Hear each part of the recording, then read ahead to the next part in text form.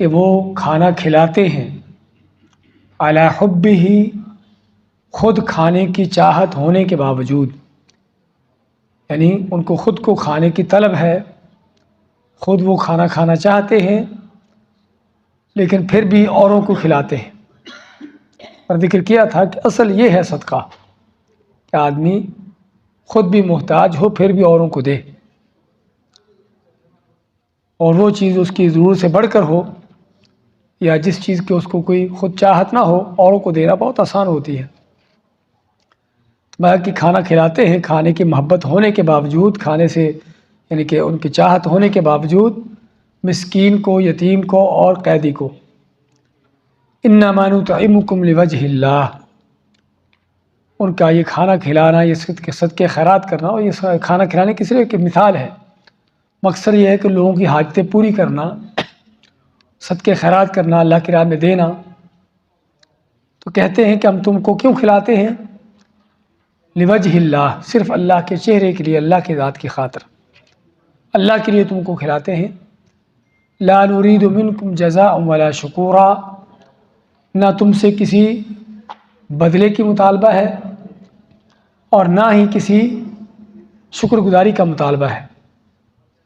اس پر ہم نے تنبیہ کی تھی کہ بعض اوقات آپ کسی کے ساتھ نیکی کرتے ہو، کچھ صدقہ خیرات دیتے ہو، تو ساتھ کیا کہہ دیتے ہو کہ دعا کیجئے۔ آپ نے اس سے دعا کروا کے اپنی کی ہوئی نیکی کا بدلہ لے لیا، اسی سے ہی، اللہ کے پاس کچھ نہیں بچا، سمجھے نا؟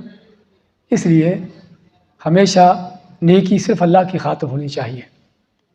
کسی کے ساتھ نیکی احسان کرتے ہو تو نہ تو احسان جتلانا، نہ اس سے کچھ اور اس کا معاوضہ لینا، اور حتیٰ کہ اس سے یہ بھی نہ کہنا کہ دعا کیجئے، اوروں سے دعا کروا لیں، یا کسی اور موقع پر اس سے دعا کرنے کا کہہ دیں، مشکل نہیں ہے، دعا کروائی جا سکتی ہے اوروں سے، لیکن خصوصاً کسی پر صدقہ کر کے، کسی کے ساتھ نیکی احسان کر کے اس سے کہنا کہ دعا کیجئے، یعنی معنی یہ ہے کہ آپ نے جو اس کے ساتھ نیکی کی ہے اس کا بدلہ لے رہے ہیں۔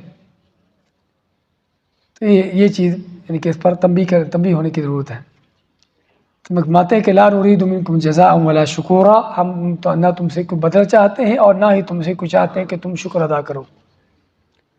انا نخاف من ربنا یوما عبوسا قمطریرا، انا نخاف من ربنا، ہم ڈرتے ہیں اپنے رب سے، یومن، اس دن سے، عبوسا قمطریرا، جو دن بڑا ہی سخت دن ہے اور بڑا ہی جو ہے وہ مشکل دن ہے،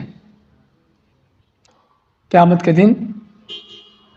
فوقاہم اللہ شر ذلک اليوم، اللہ نے ان کو بچا لیا اس قیامت کے دن کی سختی سے۔